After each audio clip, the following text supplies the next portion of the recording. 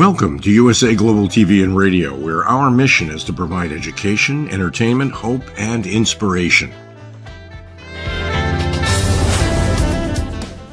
USA Global TV and Radio connects you with experts and audiences all around the world every single day to help you succeed in business and to live a richer life. Visit us at usaglobaltv.com to learn about career and life-changing training and mentoring programs like the Listening Mentor.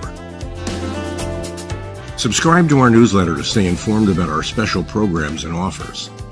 Discover how you can become a guest on one of our shows or a host or producer of a USA Global TV and Radio show of your very own.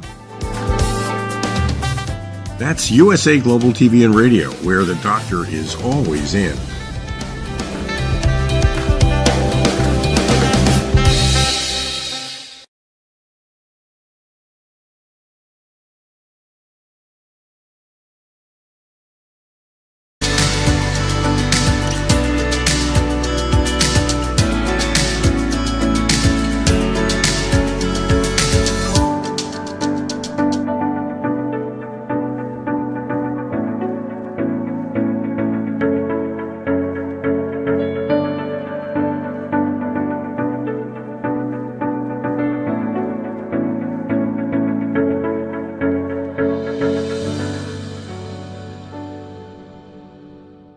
Hello, beautiful soul family, and welcome to Weekly Wisdom and Insights, your home for spiritually guided transformation and empowerment. I am your host, Dearjames, and together with the unseen, Spirit, Source, and Symphony, we look at the current energies, we receive the intuitive wisdom and guidance, and we go as guided. And, there's a lot of powerful energies. We are in eclipse season. We are in that time frame of the Aries Equinox, eclipse season. It is the first day of spring in the northern hemisphere and the first day of fall in the southern hemisphere. And as we usher in, we're looking at three topics this week. We are looking at the number 13. It has to do with Purim and the book of Esther and the power of the number 13. We're working with the Aries Equinox. An equinox in Latin meaning equal and night, meaning that the day and the night are equal. And it brings us to our main theme, which is shadow and light, that we are working with, and let me just bring this up. Here we are, shadow and light, the Aries Equinox. And it's this beautiful image. You see all the shadowing on the left and the right sides of the image. And then here's the sun bursting forth in the center, illuminating the return of light, the return of our life force, our power. And so there's many beautiful aspects here that we're going to get into, because when we're dealing with the power of shadow work, that is so empowering. And it's not something to be feared. Shadow work, when we stand in our light and we utilize the shadow as an asset, as a tool, it reveals more of our light, more of our purity, more of our goodness. And that is what we're going to be focusing on. And it's our mantra, and I'm going to bring it up right now. My shadow reveals my light. And you see in the image, this beautiful image of the sky and everything, and yet smack dab in the middle is this equidistance, welcome Colleen, this equal day and night, this equal light and shadow. And so it's the premise and the power of my shadow reveals my light. Welcome, Alicia. The more we work with our shadow, and again, it is not to be feared. The shadow is not to be feared. It is an asset. It is divine. It is purposeful. And when we do shadow work, and this is the Aries Equinox, equal day and night, the return of the light, it's to utilize our shadow in the most empowering way, to not be afraid to look at it, because it's there for us. It's there revealing more of our light aspect, our wholeness, our truth, our authenticity. So you'll see how all of this comes together. Welcome, Olivia. You will see how this all comes together. And we're going to start out with our astrological Nope, actually we're going to go to main energies. So let's look at the main energies, and this is very fascinating. So we have the number 3 all month long, difficult beginnings, persevere. So this part of persevering, we are entering a new era, a new age, a new time. And so it may be challenging and difficult, but it's to persevere. 20, we've had this a lot. It's that beautiful image of the owl, the 20, the all-seeing eye, and the eternal wisdom. I'm just bringing it up. There's the owl, the all-seeing eye, this golden wisdom, divine wisdom and knowledge. So we have that as the 20, and then it's an 8-year all year long, so it's uniting and unite, coming together. So remember, bringing the shadow and the light together within. So it is to unify, so that when we're unified internally, individually, we unify and unite collectively. Then we have 13, so our number 13. And by the way, last week was a number 13. It was actually the 13th of March. Today, on the 20th of March, the 3, the 20, and the 8 becomes a 13. So we have this theme of 13. And last week, the unseen said, nope, not yet. You're going to do it this coming week. And so that's what we did. And so we're going to address the number 13 this week. And then the 1 and the 3, of course, becomes youthful folly.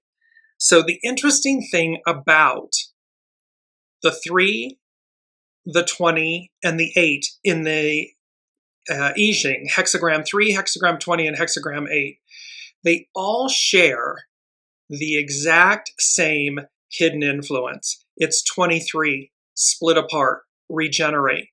And so there's this aspect that all 3 of these, very powerful, are saying to us, we're splitting apart from the old. We're splitting apart from the aspects, the shadow aspects of ourselves.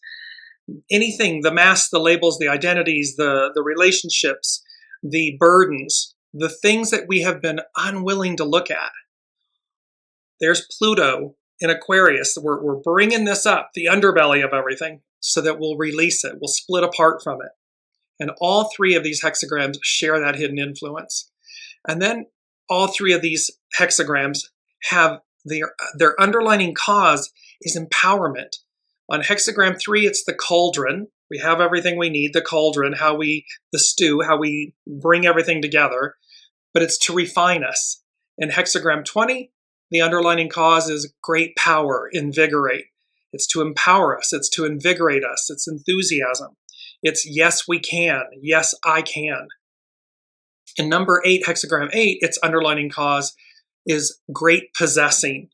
That we possess this greatness, this divinity within us, and that it's to shine that light. So you can see that these 3 are very powerful.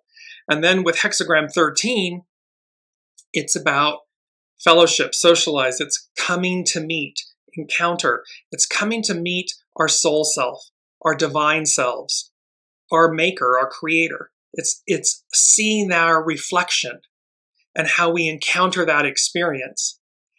And its underlining cause is army. Correct discipline. It means that we have legions, armies, angels, the unseen. We have earth angels and the unseen as this legions, this army of angels and assistants. And it's to use and utilize it with correct discipline. It is not to run roughshod over others and to oppress and suppress and all this. It's about correct discipline. And then number 4 is youthful folly. Try again. And so here we're at this precipice and changing from Piscean to Aquarian, and it's all about youthful folly, enthusiasm, be childlike, and try again. Because its hidden influence is return, go back. And the unseen has said to us for a while, we're going back to where we began, but an octave higher. So we're going to have an elevated ability to see, to be. And it's about going back, and then its underlining cause is 49, molting, transform. And you'll see, so shadow and light work, and we're talking, you'll see here as well, we have baptism by fire, we have the phoenix. So this molting, so as to transform. So there's just some powerful, I wanted to start off with the powerful energies that are present in this time. And then let's look at the astrological influences, because this too, again, is incredible. So today, it was late last night on the west coast of the United States into the early morning hours in Europe and the East Coast and so forth. So it's the Aries Equinox at 0 degrees Aries. It's when the sun shifts and it's the Aries point. So this is literally the beginning of the astrological year. It is the equal day and night. Well, then on the 25th, next Monday, we have the full moon lunar eclipse at 5 degrees Libra. So you're going to see how this Aries-Libra axis, because they are directly opposite each other on the astrological wheel. And this is where the north and the south nodes are. So where we're going, north node, what we're releasing, south node. So we have the Aries equinox at 0 degrees Aries. We have the full moon lunar eclipse coming up at 5 degrees Libra. Then on the 1st of April, we have, and remember that's it's April Fool's Day, Mercury retrograde, and because it's from the 1st of April to the 25th of April. And so they had said to us, the unseen said, it's like an April Fool's Mercury retrograde. And it's the vision of, imagine like you're in a vintage convertible driving down an open road. There's no traffic. You're driving in the open road. Sun, breeze, and everything. And the point of this Mercury retrograde is that the message is about advance, forward movement. You are driving forward. You are traversing forward. And then you're utilizing the brilliance of the rear view mirror and the side mirrors to see, to manage, to handle, to address what's behind us, what's coming. You know, there's that RE, put an RE in front of it. So we revisit, we relook at, we redo, but we don't do it where we're stuck or we're not moving or things are just going haywire. This Mercury retrograde is about forward advance, utilizing, harnessing the wisdom, the power, the ability, the gifts of the rear view mirror and the side mirrors while we advance, because we are advancing. And then it goes direct on the 25th of April. And there's an aspect about this, the unseen had said, about Christmas comes early, or Christmas can come early, meaning gifts, benefits, pleasures, things of this nature. So we have all of this, and I'm just going back to the astrological influences. So this Mercury retrograde, Mercury stations retrograde, 27 degrees Aries. And then on the 8th of April, we have the total solar eclipse. It's known as the Great American Eclipse. It is bookending, if you will, the Great American Eclipse from April of 2017. And they crisscross each other. So there's an X marks the spot. So this is at 19 degrees Aries. And then further into April, on the 20th of April, is that Jupiter conjunct Uranus at 21 degrees Taurus, earthly, grounded. But you see from the 20th, the 25th, the 1st, the 8th, it's all Aries, Libra, Aries, Aries. There's a lot of fire. There's a lot of energy. And because Aries is ruled by Mars, and it represents the divine masculine, it's the creative force, and it's the aspect of us that says we go out and initiate, we go do things. Well, this is the same, and in order to do that purely, cleanly, we work with the shadow. We purify the shadow, the void, and the light. It is about purifying them, not eradicating them. We don't kill the ego, mind, personality. We don't kill the shadow. We don't ignore it. We invite it in. We make peace with it. We stand in the light and we open ourselves to say, let me see what's in the shadows, what's in the crevices, what's in the deep recesses of my being that I'm not wanting to look at, or that I'm willing to look at. More positively stated, look at it, because when we harness the shadow, it reveals our light. It reveals where we're off course, where we need to course correct. And it's okay. It's purposeful. It's there for a reason. It's only when we allow the shadow to obstruct us, or we become the shadow, we forego the light, that the shadow becomes darker, heavier, a even denser shadow. To ignore the shadow will create this same energy. However, when we invite it in, when we open ourselves to it, it's one of our greatest assets. It's one of our greatest tools to see ourselves, to see others, and to see the world we live in. And let me just go to the first thing that the unseen said. They said, the choices we make, the wolf we feed, the world we live in. And so this is a point because it's the equinox. It is the Aries Equinox. It is this equal day and night. It is about purifying them. And so it's about the choices we make, the wolf we feed, the world we live in. And that is both individually. So, and think about this, businesses, corporations, institutions, governments, they exist because of people. People run them. They serve people in their best form. They serve people. However, all of these institutions, businesses, governments, all of these things, they exist because of one thing, people. And so individually and collectively, the choices we make, the wolf we feed, the world we live in. It's a very powerful message from the unseen. And because it's the beginning of the astrological new year, is this Aries point, the unseen is raising this to our attention. Kind of, again, this shake, rattle, and roll from a show or two ago, this shaking the roots of the tree. They're shaking us loose, free, awakened. They're waking us up and saying, do you get it? And the second thing they said was, because here's what's on offer. Do the shadow work. We make better choices. Feed the right wolf. And the world we live in, because they said the second thing they said was, miracles abound. Do you see them? Co-create them. So do you see them? Are you co-creating them? We have the ability. It's the magician in the tarot. We are great manifestors. We are co-creators with the divine. And they're saying to us, the unseen is saying, miracles abound. Do you see them? And they can be in the simplest, everyday, ordinary thing. The sun glistening off of dew on the grass is a miracle. It's beautiful. You can see the colors. Look at the fields with all the rains and everything, and we'll see all of these spring blooms and all of this color. Is that not a miracle? It's what do we see? What wolf do we feed? What choices do we make?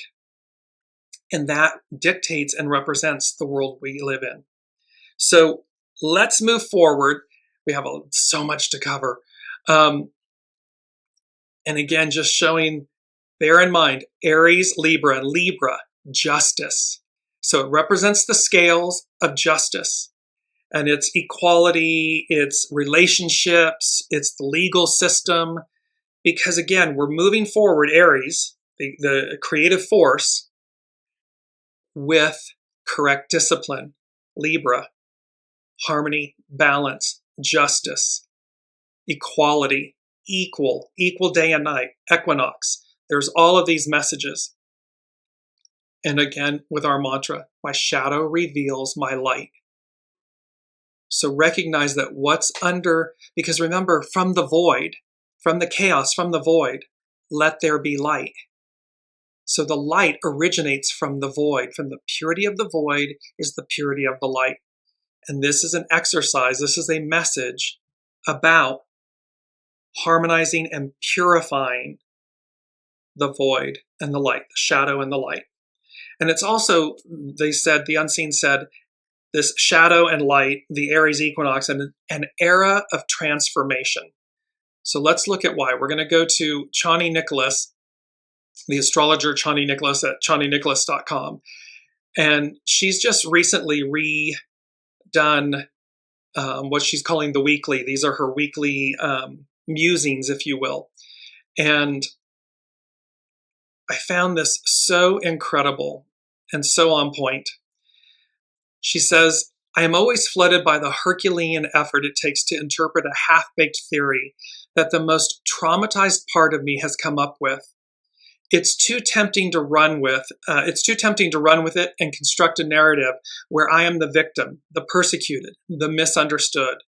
It's too easy for me to think that life is conspiring against me, to take the emotional debris from the harm I've survived and project it onto everything in my life that challenges my ego. The thrill of being justifiably angry is too alluring for the small, trampled on, and taken advantage of aspects of myself. My inner bands of outcasts undoubtedly think that they will finally get justice once the full fury of their rage is unleashed. She's literally speaking to Justice, Libra, Fury, Aries, creative force, and this shadow work, this victimhood, that it's too easy to reside in our victimhood. It's easy. It's why these messages by public people, by leaders in the public sphere, they speak to the least among us, to the shadow aspect, because it's cheap, it's easy. It speaks to the diminished. It speaks to the trampled upon. It speaks to the part of us that feels diminished. It's the shadow. However, it's the peace, she goes on to say, once I have gone down that diluted path of worst case scenarios, it takes an Olympic level of psychological labor to reel myself back in, to figure out what is leading me to this torrent of terrible ideas, to ask myself, and this is so powerful, because she is literally saying, here's the work that must be done, and it's Herculean at times, but it is the aspect and the work that saves you, because then you're standing in your light, working with your shadow. So she says to ask myself, what am I feeling and why? What was the incident that got me here? Is my feeling a proportionate response to this event? And if not, what is the situation reminding me of? But this is only, but that is only if I can gather the good sense to do so.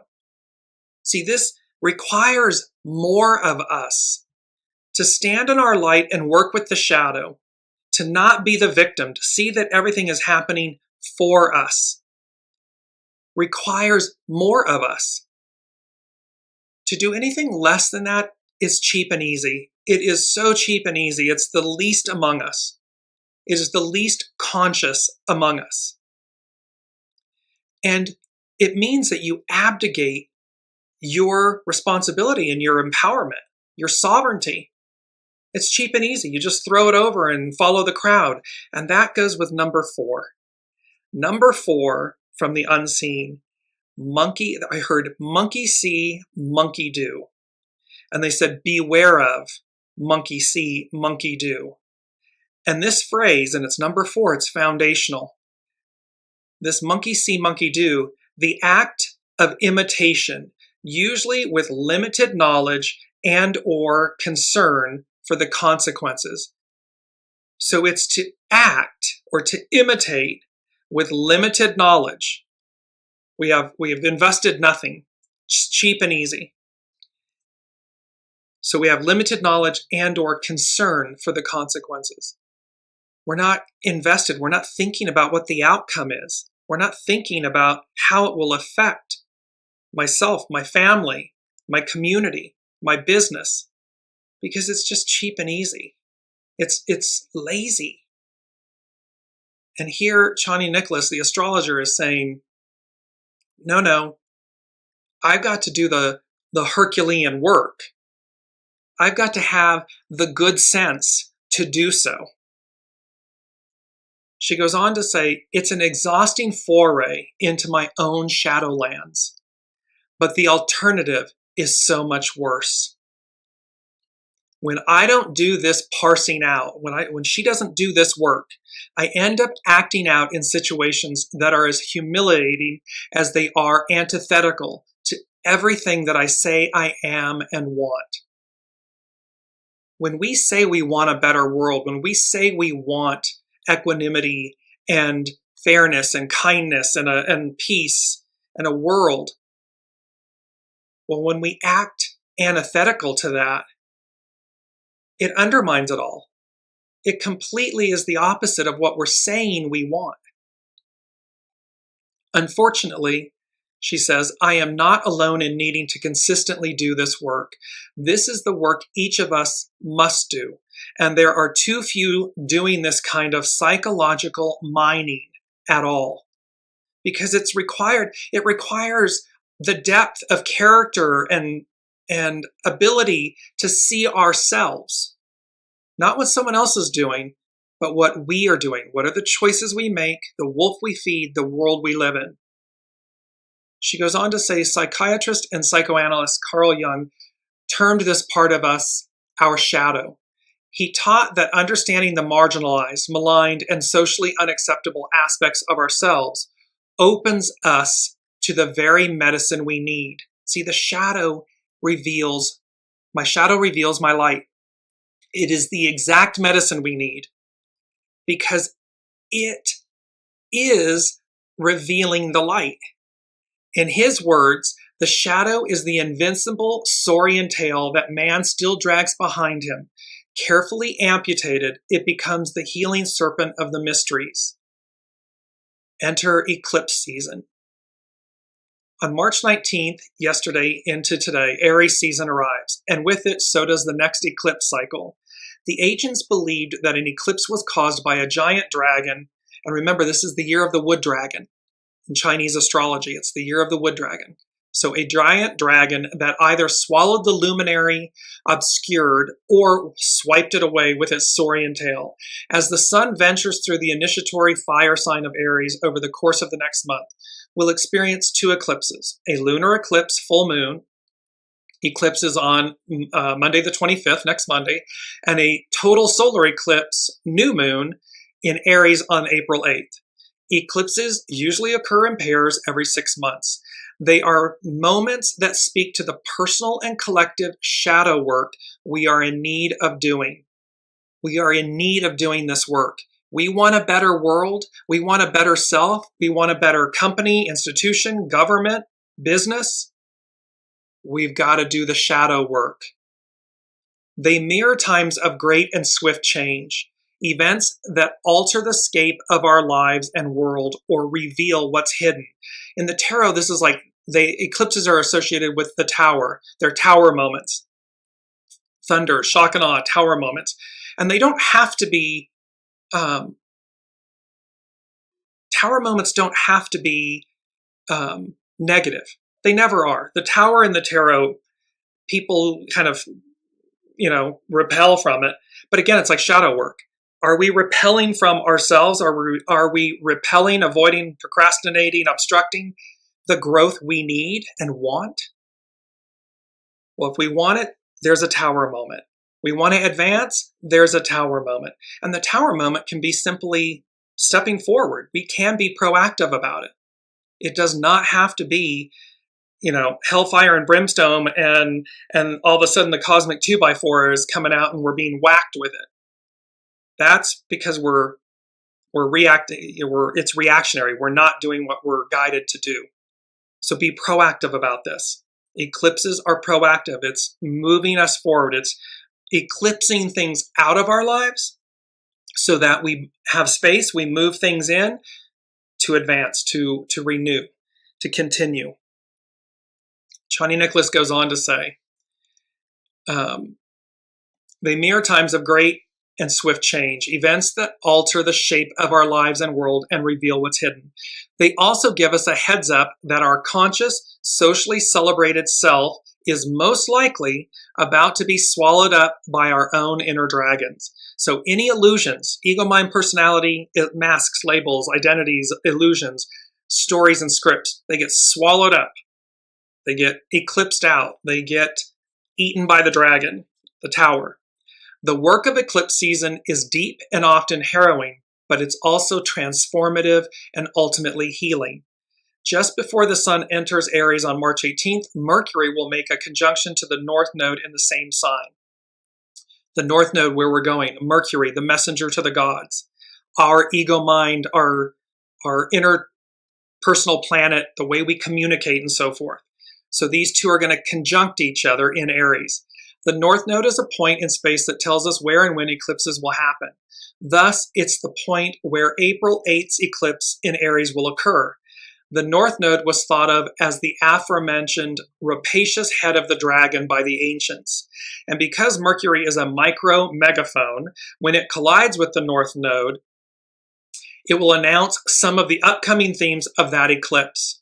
Mercury will also be entering what we call its pre-retrograde shadow. There's always a shadow, so the first is when it stations retrograde. 2 weeks prior, 10 to 14 days prior, and 10 to 14 days after is what we call the shadow. It will station retrograde on April 1st and move all the way back to this point. And I love this. She says, so much shadow, so little time. So it's to be busy, it's to be proactive with our shadow work during this time because it's starting the astrological new year. On March 20th, today, the day after the sun enters Aries, Mercury will go on to make a conjunction with Chiron, the minor planet often referred to as the wounded healer. Here, the micro-megaphone will promote discussions about our deepest wounds, pain points, and the medicine needed to remedy them. Because Chiron was a centaur and was a renowned healer in the Olympian era and so forth of the mythology. So here's the micro-megaphone and the healer coming together so we can speak about it. We can actively participate. We can actively look at it. This Mercury-Chiron conjunction is a third foreshadowing of what is to come, as the April 8th eclipse will be exactly conjuncted. Aries represents the self, the energetic materialization of new life, burgeoning creativity, and relentless courage. At its best, this fire sign is bold, brazen, individuated, and self-assured, perpetually and enthusiastically emerging anew. It is the creative force. At its worst, it sees everyone as an enemy. It wants only to win, to conquer, and to dominate.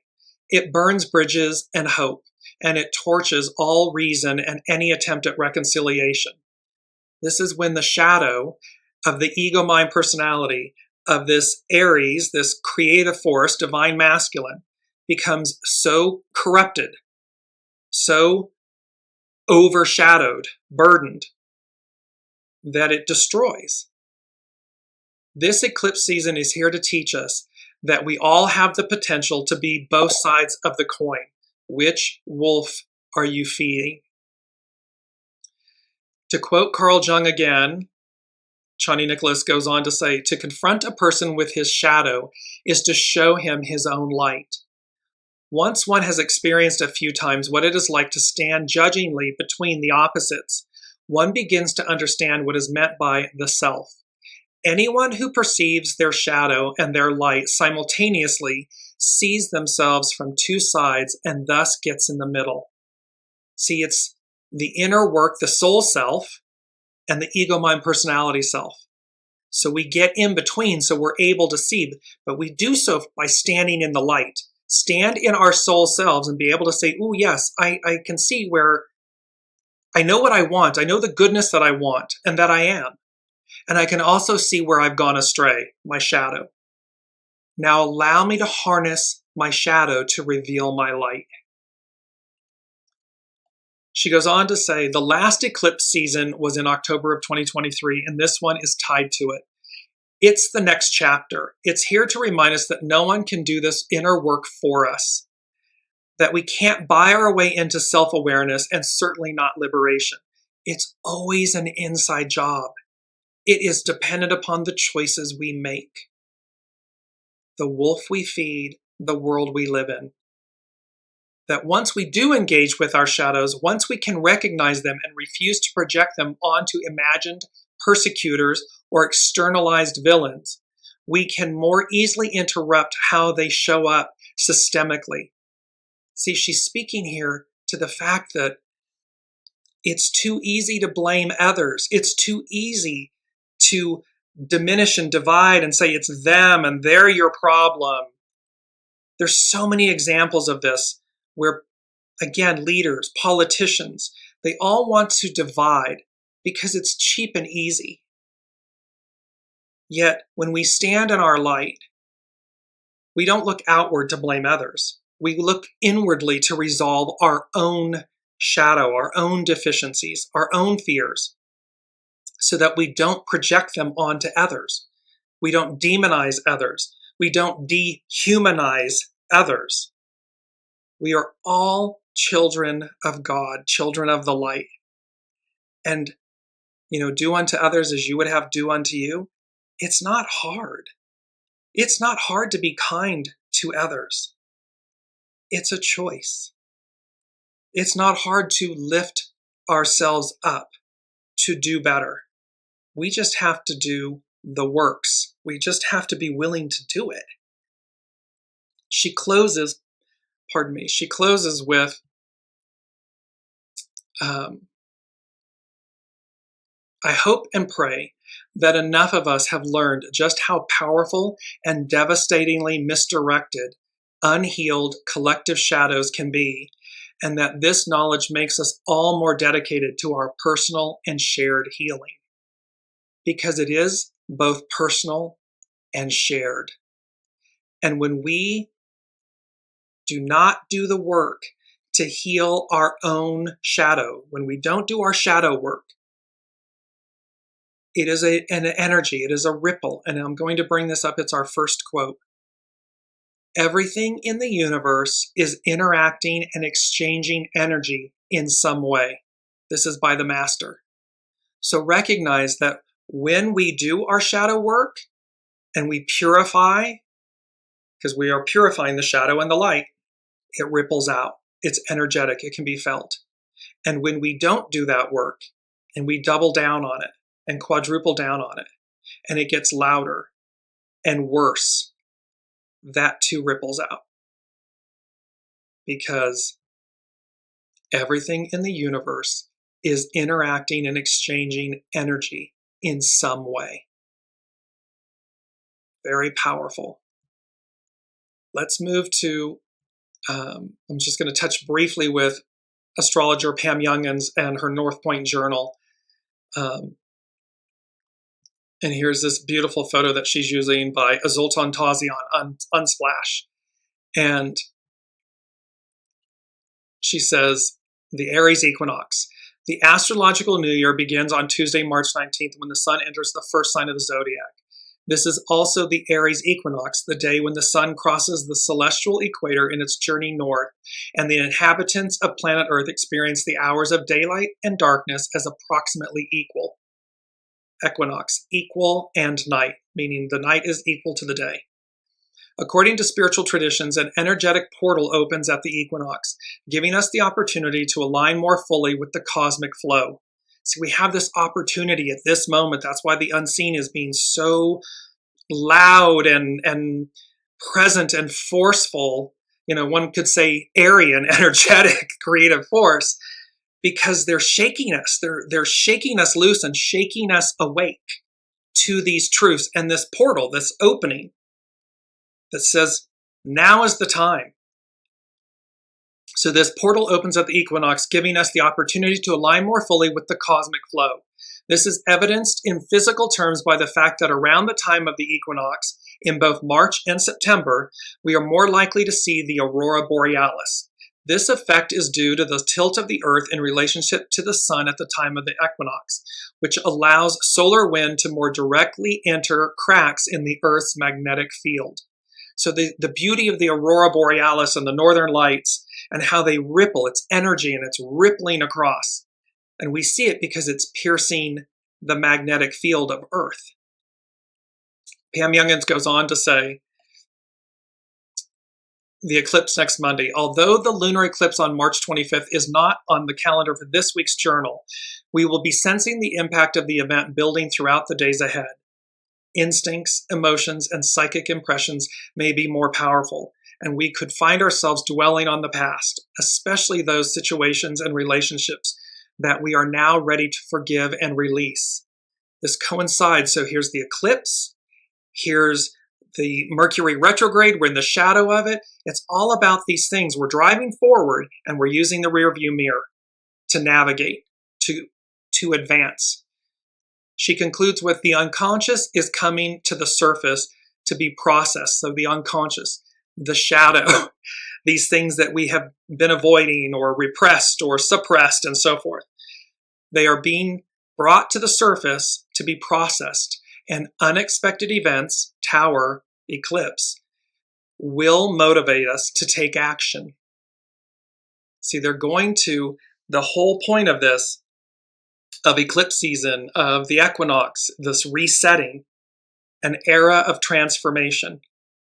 It's all coinciding. It's all kind of coalescing together. And remember, a few shows back, we had that planetary pileup.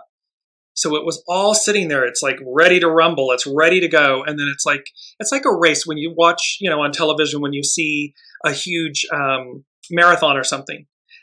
Everyone's all stacked up at the starting line. And then, the shots fired to begin the race, and everything starts advancing. Everybody starts moving forward and running forward. It's an analogy of that. We're going to now move to the lucky number 13, and this is another aspect that is coinciding with this time. And as I said, the number 13, and it's lucky number 13. And you notice like buildings, oh, it's bad luck. It's not. It's one of the most treasured numbers, prized numbers. It's like the skull and crossbones. Society, powers that be, have corrupted these symbols so that we would not look at them. See, we would avoid them. We would turn away from them so that we would not actually see their innate divinity, their truth. And when you stop and think about this, there's many examples. 12 apostles, and yet there's Master Jesus, 13. King Arthur, and there's variations of this, but typically there's 12 Knights of the Round Table, and King Arthur, 13. There are 12 sons, 12 tribes of Israel, who are the sons of Jacob, the father, 13. In the lunar calendar, there are 13 months of 28 days each, which comes to 364, with the 1 day, quote unquote, out of time. So you see way back these representations of the number 13. This coincides with the book of Esther, and it also coincides with what's called Purim in Hebrew, which has to do with the book of Esther. So here we are. The number 13 is often, and this is from BibleStudy.org, the number 13 is often thought of as being unlucky, with many people avoiding it entirely. There is a fascinating story in the Bible, however, that shows 13 was not only accepted as lucky, it became the basis for a yearly celebration, Purim. We begin our lucky 13 story in the book of Esther, where the number appears more times, 6, than any other biblical book. Persian king Xerxes I promotes a man named Haman to the powerful position of prime minister. This promotion makes him the second most powerful person in the vast empire. Haman soon becomes enraged, however, when a Jewish official named Mordecai refuses to follow the king's command to bow and revere him like a god. His fierce anger moves him not only to seek revenge on Mordecai, but also on all the Jews throughout the empire. Haman's lucky day. Haman hatches a plan to convince the king that the Jews are worthless lawbreakers who deserve total annihilation. Being a superstitious person, he decides to find which day will prove lucky for his evil scheme of genocide to succeed. Starting at Nisan, Abib, the first month of the Hebrew sacred year, Haman has lots called pur. So this lots, casting lots. So Haman has lots called pur, cast each day to determine which one might be lucky. He continues this practice for a number of days until, on day 13 of the 12th month, Adar, he receives the sign he has waited for. It is on this day of the month that he plans to fulfill his revenge against the Jews. It is possible Haman also decided to appear before the king with his accusations and murderous plan on the same day the lots came up lucky. He almost certainly needed such favor, as Persian kings made it illegal for anyone to approach them on their throne unless they were summoned. Those who dared break the law of the king would receive an immediate death penalty from axe-wielding guards. Even Queen Esther had to have the king extend her special favor through his scepter before she could safely come to him. An edict of destruction. Haman approaches the king and receives the permission he desires to destroy the Jews. He then waits until his lucky day 13 arrives the following month, Nisan, before having the royal scribes write the official edict declaring all Jews should be destroyed on the 13th day of Adar.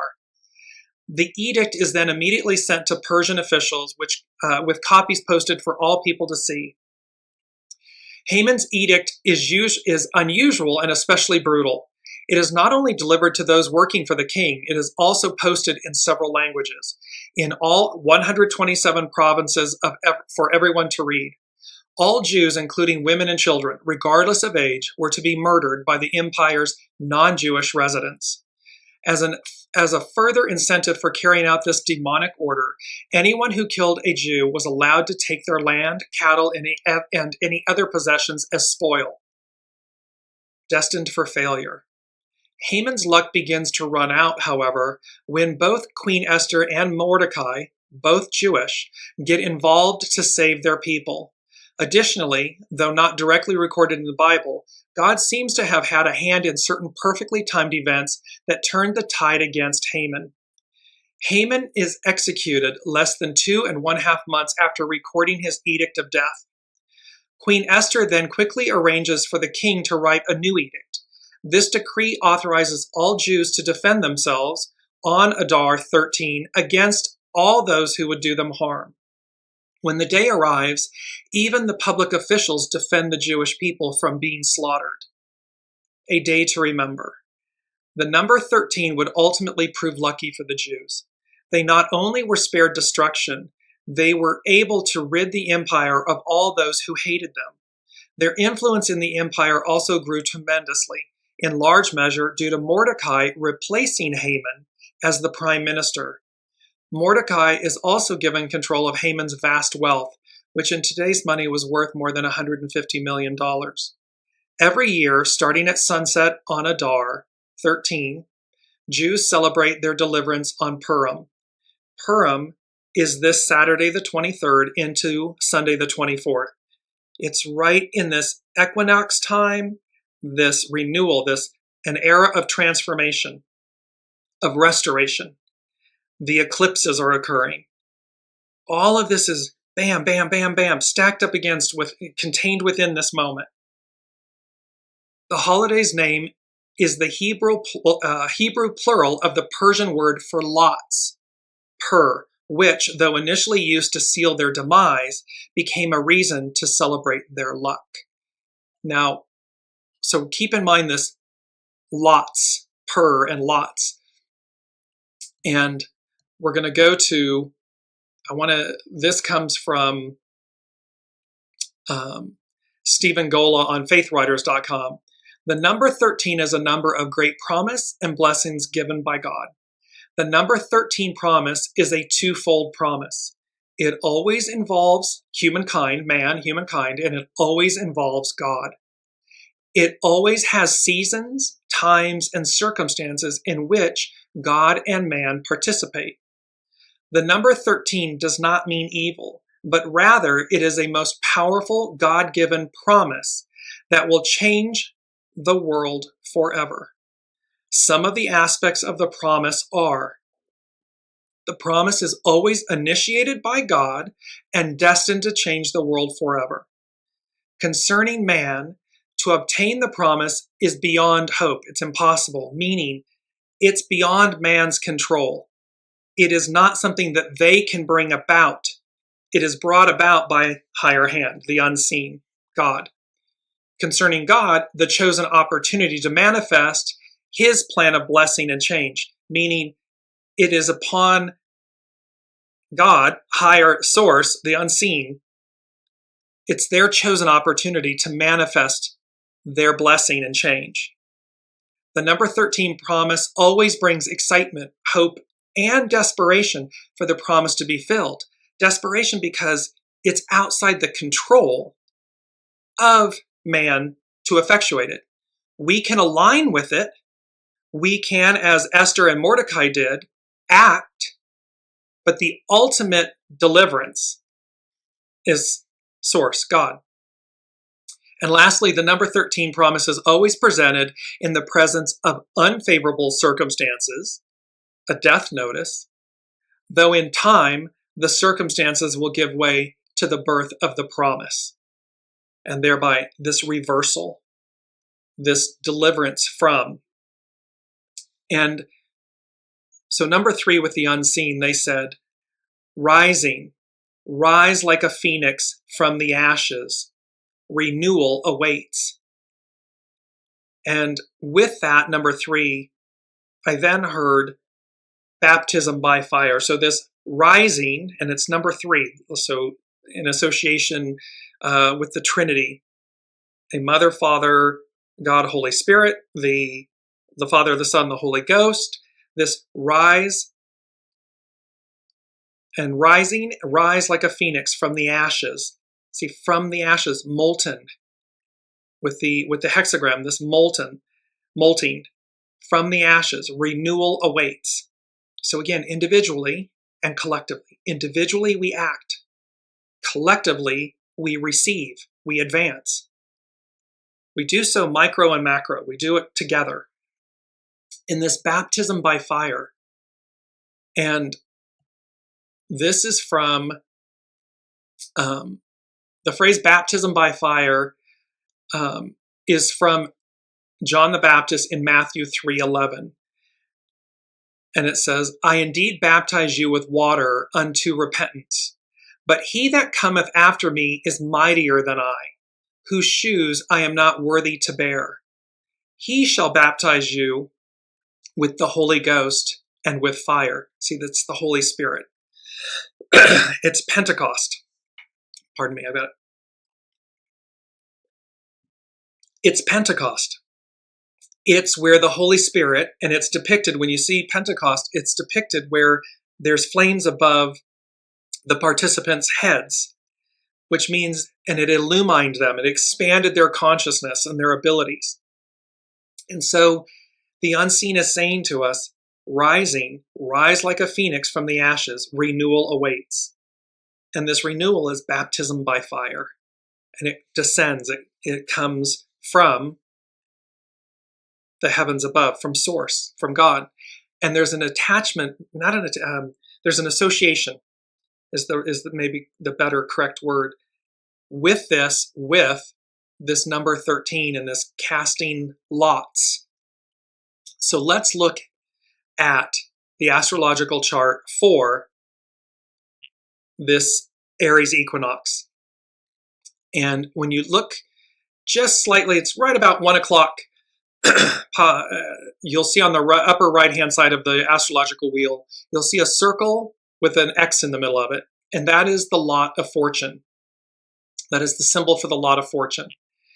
And the corresponding hexagram for that symbol, 3 old masters hanging on the wall of a special room in an art gallery.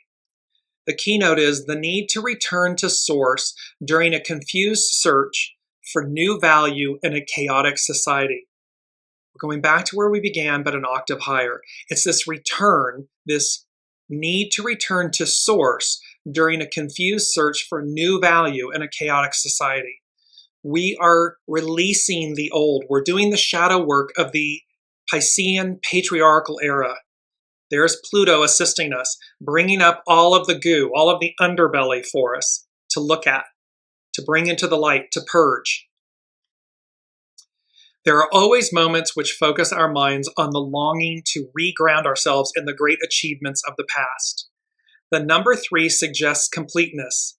Esoteric traditions speak of the threefold soul, or of 3 fundamental rays of power, of love-wisdom, and of intelligence in action. Meditation, in its deepest sense, is a return to source, an attempt to re-identify oneself with one's archetypal essence of being, our purest authentic self, our soul self, which is triune in manifestation. And now, after confused but challenging wanderings, to identify oneself consciously with this essence. So as we've gone astray, these wanderings, we come back, these challenges. And again, the shadow is an aspect, a tool to assist us. It's there for us. Don't run from your shadow work. Don't run from your shadow. Face it, embrace it, harness it to empower you, to purify you. The finer forms of one's culture provide the means to do this. The great moments of the collective past become an inspiration for new, yet sound beginnings. The seed of tomorrow salutes the seed of yesteryear. At this stage, it is suggested that in the process of transfiguration, the presence of the greatest moments of the past is called upon, as Moses and Elijah were invoked in Jesus' transfiguration. So remember, he goes up on the Mount of Transfiguration, and at his transfiguration, his illumination, baptism by fire, his rainbow light body, two of the greats, Moses and Elijah, appear before those that are assembled. The seed of the new day depends upon the seed of yesteryear for an experience of the cyclic continuity of spirit. This is the basis for the institutionalized ideal of apostolic succession, the Guru Ampara, an uninterrupted change of gurus of Indian tradition. So it's our birthright. It's our baptism by fire. It is our apostolic succession, our advance, our moving forward. And all of these things are converging. We're going to move to Venus now on the chart. Men traveling a narrow path seeking illumination. The capacity inherent in every individual to seek at whatever cost entrance to a transcendent realm of reality. See, we're traversing a narrow path, seeking illumination, deliverance, and the capacity inherent in each of us to seek it at whatever cost, this entrance to this reality. The ideal becomes the new reality. This symbol refers to the ancient and eternal symbol of the path of discipleship. The greatness of humankind is that they can always be greater. They can always be more.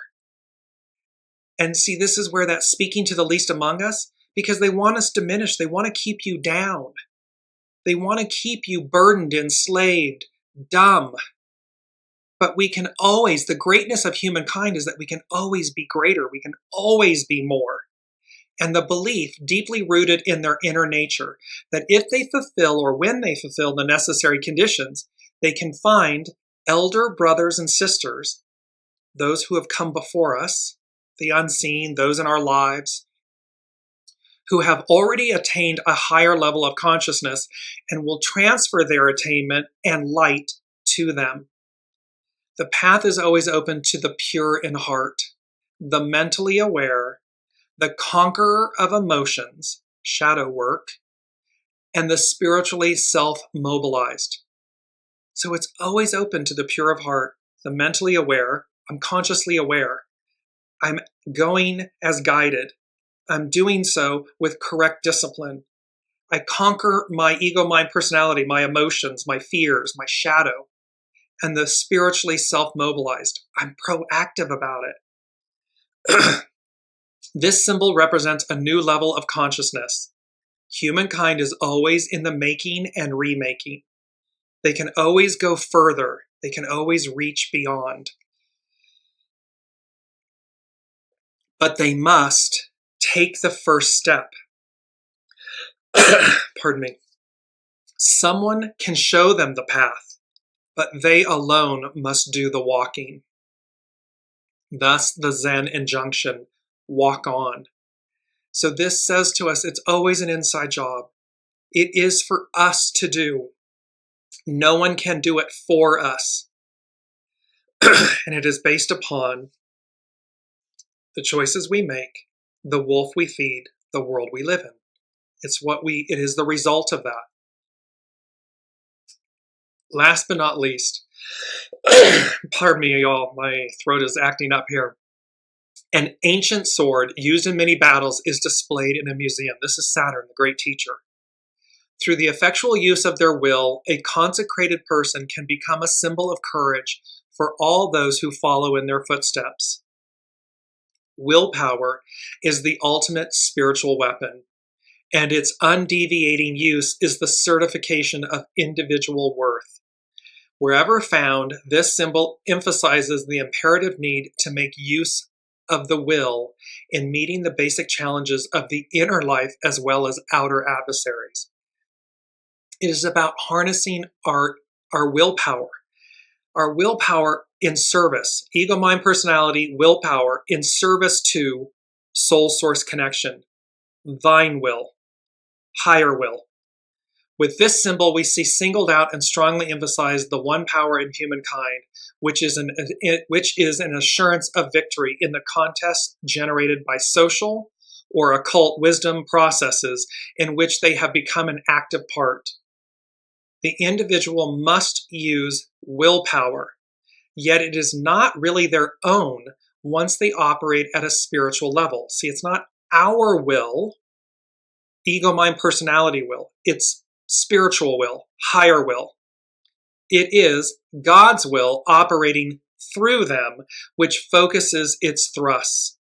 It is, occultly speaking, the power of the brother sisterhood, the energy of the whole operating through the one pointed individual who has made this choice, this awareness to surrender so as to be the most empowered.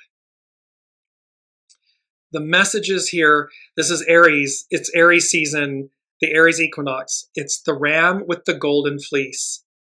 It speaks to when Hermes sent Jason, and it sends it to Nepheli. And it also speaks to Jason and the Argonauts. So we have this golden fleece that's sent from above. We have Libra, the balance of heaven. This is by the Babylonians. It's 1,000 years. It predates by 1,000 years its more current use. So its original use of Libra is the balance of heaven, equal, as above, so below, the yin and yang symbol. My shadow reveals my light. And the opportunity that is here, that's present, and we're going to close with this last quote. It's the beauty of the fact that life becomes brilliant when purpose is a light that shines upon it. The purity of purpose, the authenticity of purpose. That life becomes brilliant when purpose is a light that shines upon it. And you see how the light in this image is piercing the darkness, and it is illuminating nature. It is illuminated, it is nourishing. The light, the sun, this life force nourishes us as humans, and every living entity, aspect, its energy is our life force. So life becomes brilliant when purpose is a light that shines upon it. This moment in time, this Aries Equinox, the upcoming eclipse season, Purim, the number 13, the 13 promise, this era of transformation. The unseen is calling upon us, and I don't even know that that's the right phrase. As much as they're calling upon us, they are shouting at us. They are shaking the tree of life, the roots. They are shaking us loose, free. They are awakening us. And that is the power of this message, because again, at some point, this rise like a phoenix from the ashes, this renewal awaits, and this baptism by fire and this whole new world, a whole new way, is upon us. It's present. And they are doing everything they can. The unseen is doing everything they can to wake us up, to shake us free. However, It is a personal choice. The choices we make, the wolf we feed, the world we live in. That comes down to individual will. Is your individual will aligned with thine will, with higher will, higher mind? Or are you walking the path of the unconscious, of what's cheap and easy? Because it asks nothing of you. For me, it's not a question. It's higher path, do the works, do the shadow works, choose the higher octave, knowing that that is the world we will live in. Until next week, thank you all so much for your presence on this journey each week of the show, and just for everything that you contribute, your energies. We are all connected, and your energies are magnificent and beautiful. So harness the power of this moment and this opportunity, this Aries Equinox, this eclipse season, this number 13 promise, all of these aspects, Purim, lots, harness all of this power to advance in a way that literally sets you free, liberates you from the past, from the shadows, the darkness. All right, until then, I will see you next week. Be well.